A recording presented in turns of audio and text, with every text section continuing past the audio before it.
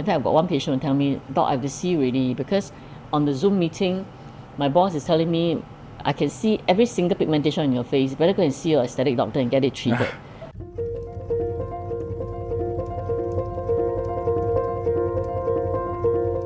Hi everyone, welcome to another episode of Ageless Uncovered, where we have doctors unpacking knowledge on different topics. For today, we are very honored to be joined by Dr. Lam, Medical Director of Ageless Medical, and Dr. Vera, Aesthetic Doctor of Ageless Medical. So for today's topic, we're going to talk about, do we all still need sun protection when it's rainy and cloudy? We all know right now with Singapore in its rainy season, and it's always very easy to forget about UV exposure. But a cloudy sky doesn't always mean zero UV. So we're going to start with a section whether on myth or fact. So we're going to ask each of you a question about a statement. So y'all will let us know whether it's a myth or a fact statement. Let's start with Dr. Vera. So for higher SPF means you don't need to reapply. Is this a myth or a fact?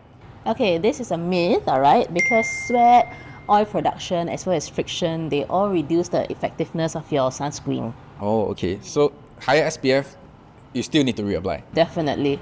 Okay. For Dr. Lam, sunscreen is not necessary when you're indoor. Is this a myth or a fact? Absolutely a myth. We all know that the sun rays has UVA, UVB, and UVC. The ozone layer surrounding the Earth can shield off UVC 100%, maybe 90% of UVB. But UVA will penetrate through the ozone layer and reach the Earth's surface. It can penetrate through glass panels. It can penetrate the skin and result in premature aging, pigmentation, and wrinkles. So even if I'm staying at home, work from home, I also need to put sunscreen? Absolutely. So for Dr. Vera, the hotter it is, the higher the UV rays. Is this a myth or a fact? This is a myth because heat is not equivalent to UV rays, so you can still get very high UVA, very strong UVA, even when it is a cloudy and gloomy day. Okay. So I think just now we mentioned a lot about UV, UVA, UVB, UVC. Let's dive deeper into this topic on UV. So how do UV rays affect our skin, Dr. Lam? Well, as I mentioned earlier, actually the sun rays, besides consisting of the ultraviolet rays, which is ultraviolet ray A, B, and C, and just as I mentioned, the ozone shield off 100% of UVC, maybe 90% of UVB, and it cannot shield off any UVA. Of course, Vera graduated from Australia, she knows lah. You know, there's some big hole in the ozone layer over Australia. So Australia has got a humongous amount of sun rays, and I think the incidence of skin cancer is quite high in Australia. That's why they advocate a lot of sunscreen when they're there, am I right? Exactly right. And besides the ultraviolet rays, the sun rays also has a high, we call it the high energy visible light, which is blue light, constituting maybe 44%. The ultraviolet rays maybe 3 to 7%. And there's another component that many people don't know. That is the infrared light. It constitutes maybe 50%. Infrared light is the energy you actually cannot see with the naked eye, but you feel as heat on the skin. So I always explain to patients, for example, in sunny Singapore, you're walking on the road, and then we all carry umbrellas, right? So the umbrella shield off the ultraviolet rays, but you could feel the heat on the skin, and that's the infrared light. So that one also can cause photo damage and skin damage. So that's why when you're choosing sunscreen, it's important to actually choose one that protects you against UVA, UVB, the blue light, which is the high energy visible lights, and then the infrared light. Okay, we sidetrack a little bit now. So talking about blue light, we all know, right, these lights that we have at home, the light from your shooting, okay, and even your digital devices like your laptop and your handphone, they all emit blue light. And blue light can actually damage the skin. Wow. And can cause pigmentation and premature aging and things like that.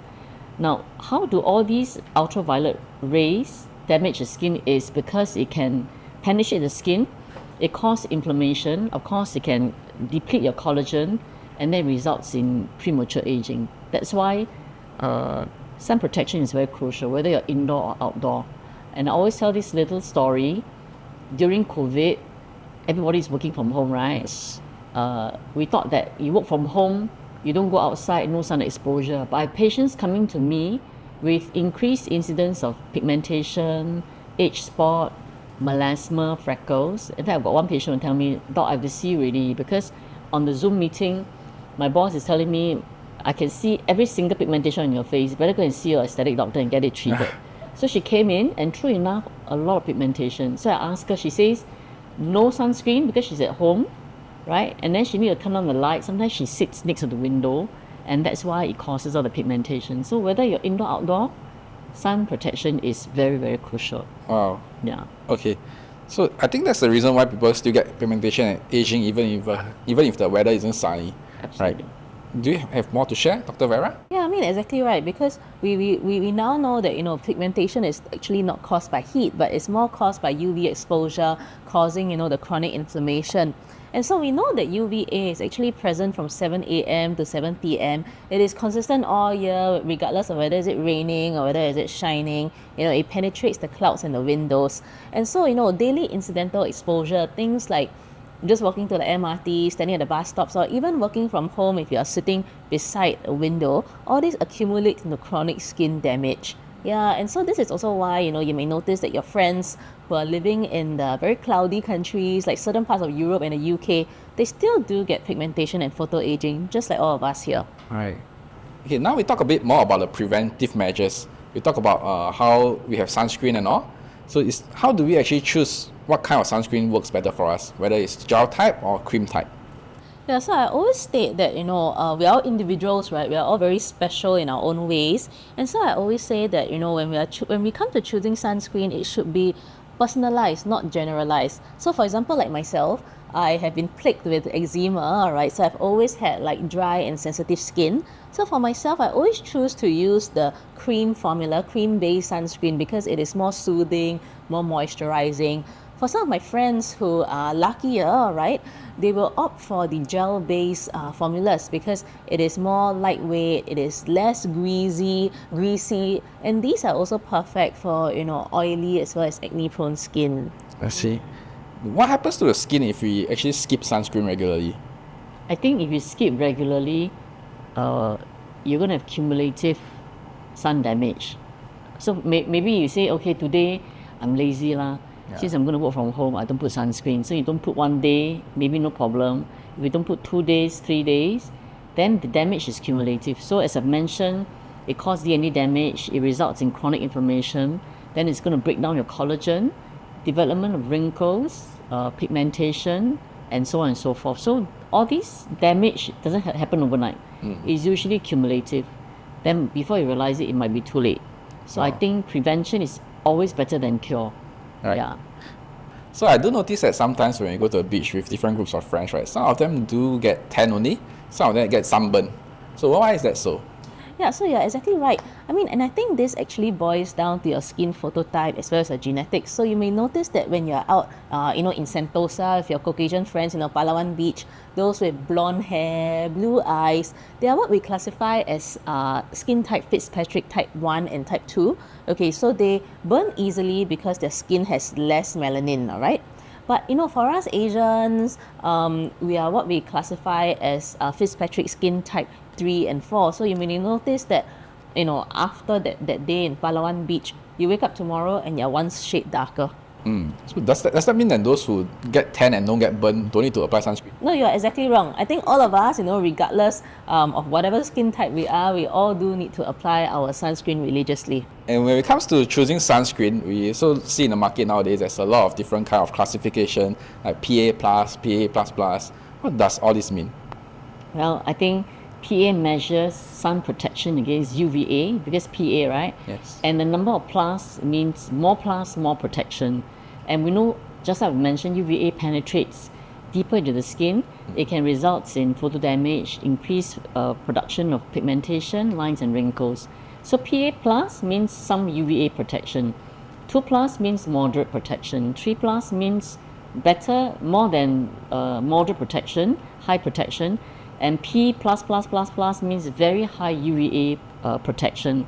And in Singapore climate, where we have got summer days, 365 days a year, 一年四季是夏天. Yes. Even if it's cloudy days, as we mentioned earlier, you still have to put your sun protection. And of course, you want to choose something with very high UVA protection. so that you can prevent premature skin aging. I see. So for us in Singapore climate, PA++++ would be the recommended option. Yeah, correct. I see. And when we talk about SPF, the SPF number, what does it all mean? So SPF essentially stands for sun protection factor. Okay, so this number actually tells you how long the sun UVB rays, all right, take to redden your skin if you apply exactly as directed, as compared to the amount of time it will take to redden your skin if you don't apply any sunscreen at all. So I always say that if, let's say, you walk into Guardian or Watson, you pick out a SPF 30, right? If you use that sunscreen, it will take you 30 times longer to burn than if you do not use the sunscreen. Yeah, so essentially, it is an indication of how well the sunscreen protects the skin against the UVB radiation. Right.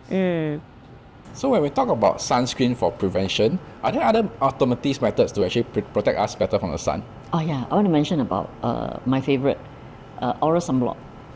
Actually, this oral sunblock has been available for at least 2 decades because I've been consuming this, I think, for at least 25 years. Wow. Even when my kids were younger, when they go to school, when they were 12, 13 years old, and during PE lessons, I'll ask them to bring the sunblock to school to consume before they exercise. Yeah, Vera can do that.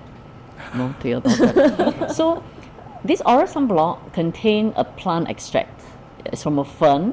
It's called Polypodium leucothermus. Right. And there are clinical studies done to show that this oral sunblock can actually help to repair skin damage by the sun, the DNA damage by the sun, and it can also give you a full body SPF protection, not high, maybe a 10 to 15, which is not high. So besides consuming this, giving you a full body protection, it can repair skin damage by the sun. You need to still apply sunblock on the exposed parts of the body, for example, the face, the neck, the décolleté, the skin on the back of the hands, and so on and so forth. But it is a very powerful, to me, oral sunblock, which I think I highly recommend my patients to use and to take, especially when they travel overseas. So when we talk about sun protection, is there an age that we should start from? Well, from birth, my girl is 2 years old, and when I take her to swimming, right, we're actually applying sunscreen fervently. I mean, what can you expect, right, given her mother is an aesthetic doctor? For the oral sunscreen, because it comes in a tablet form, so you need to be able to swallow a capsule. So we usually say, children above 12 years old, and they can confidently swallow the capsule. I see. Okay, so now we talk about preventions. What happens if all the aging signs has already happened, like melasma, pigmentations? What can we do? So again here, we have a variety of machines and treatments that we can offer to help you.